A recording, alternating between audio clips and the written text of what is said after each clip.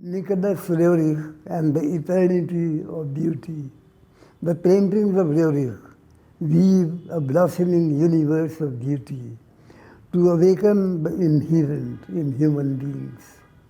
They irradiate values to kindle awareness so that tiny pebbles gathered on the shoreline of life become fine pearls.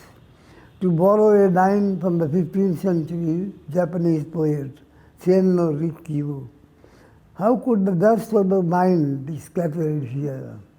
They are silent poetry to reconstitute ourselves into devotion to find the world beautiful to live in. Roerich's paintings are the visualization of perennial and spiritual ecstasis that seeks investiture in the subtle summons of life and the yonder universe. The life of Nicholas Roerich was a pilgrimage into the inner steps of the mind. The life he found the transcendent flows of the Himalayas, the cosmic reality of Satyam, Shivam and Sundaram, that is truth, beauty and goodness. Secular perfection leads to the beauty and bounty of the eternal. The paintings as well as writings of Nicholas Roerich are the timely rain to renew the sublimes of today. We who have assembled here to seek light in the clouded night have to remember that a positive, biocentric spontaneity is our vademecum. In a pellucid ocean, bubbles arise and dissolve again. The legendary Saint Nicholas reincarnated as Nicholas Roerich to shine into the realm of spirituality, beauty and nature, to open our eyes to a true human culture, to reveal the interconnection between the world's cultures and to ensure the existence of masterpieces of art and architecture. The head and heart of Roerich was absorbed in the countless unknowns of time and tradition, where his intent and multiple identity was his inner rebel. He sought to find the veins of the continuity of his Viking origins, Slavic flowering, Mongolian bud, Buddhist utopia of Shambhala, in a pre-verbal experience for which there is no language beyond metaphor. As a fine artist that Roerich was, he had a fine mind, meditating on the vastness of human life and nature. Thence came his vision of the Pax Cultura, whereby human endeavor of all ages would be preserved for generations so that the lotus would never be in a sea of fire. Art of the Orient influenced his decorative and monumental style.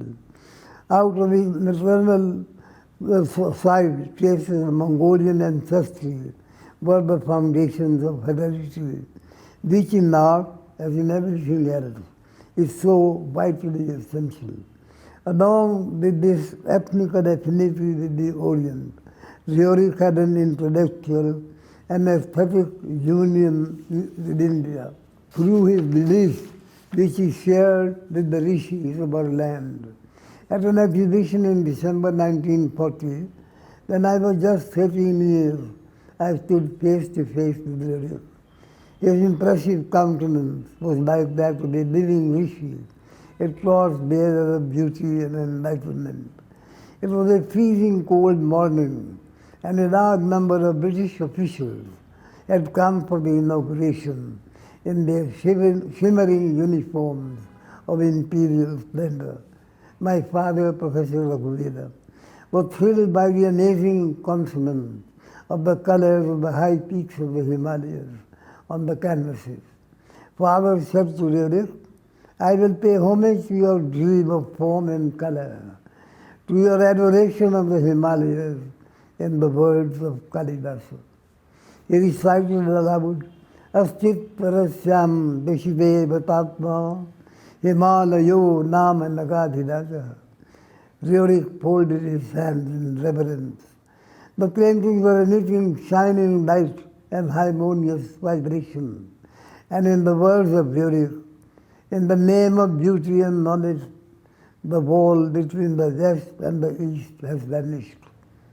To Indians, Ryorik appeared as a rishi, in whom the trinity of time lived and enlivened creativity.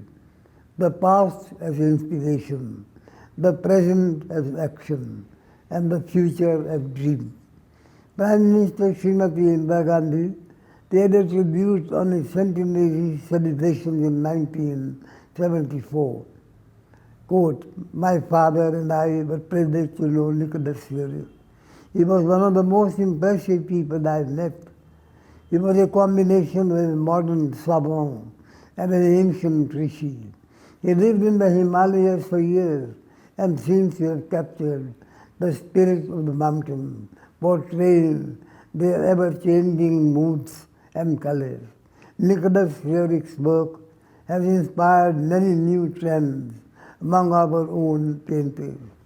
The centenary celebration provides an occasion for us to pay tribute to this great artist and philosopher who made India his home, unquote. The devastations of World War I in 1918, the Russian Revolution, their sacred structures became debris and dust. Priceless treasures of arts were destroyed. Desecration of culture was the ideology, and intellectuals became enemies of the people. All this inspired Ryorik to seek an international protocol to protect and conserve cultural treasures of mankind so that the eternal values of our psychosphere are not bartered away for moments of expediency. Ryorik was deeply involved in the promised land of Shambhala. There, goodness and virtue would triumph. In 1926, he said, quote, then the image of Shambhala will reach Urga, then will flash the first light of the new era of truth, unquote. Shambhala is a recurrent theme in his writings. This intellectual strand added to the essence of his Pax Scriptura. In 1929, they published the complete text of the Pact to ensure the protection of monuments, museums, institutions, and their personnel. Now, during war, he designed the distinctly banner of peace to be placed on objects to be protected. The birth of a new era for mankind is met with as early as the Vedic text, Shatapatha Brahmanam. The quote, the word is established on truth, hence truth is this word, unquote. The cosmic order of the Indic tradition, as benevolent and nurtured in maternal bounty, found expression in the Pax Scriptura. The historic foundations of creative cultural settings and vital insights over vast spaces of the earth were to be preserved and promoted as broad landscapes as against denominational dogmas and political ideologies. The spiritual and artistic, monumental and mental streams flowing over centuries of human existence were to be the foundation of devotional rapture, poetic eulogies, deepening wisdom, revealing beauty, awakening compassion, and smiling life in an infinite and radiant future. The aim of the pact was the enlightened spontaneity that transcends all antagonistic dualism in the intensity and immensity of sharing. The promised land of Shambhala, where virtue would triumph, became enshrined in the Ryorik Pact for the preservation of the cultural heritages of mankind. It was invoked by Professor Rice Howard of the University of Harvard to save Kyoto from a nuclear holocaust in 1945. Thus the substantive and eternal values of Japan escaped desecration. The Ryorik Pact of the dream time of global dimensions a journey bound for an inexpressible destination. The dynamics of cultural space, the search for human essence.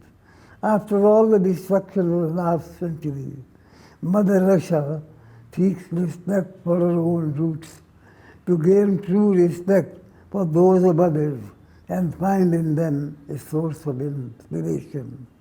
The Rhetoric Pact is the dream space of shared cultures in the complex interplay of several cross-cutting traditions. From the dissolving appearances of the bygone is the coming phase of human culture, robed in the dazzling majesty which Pax Cultura discerned at the yonder interdependence of the three times.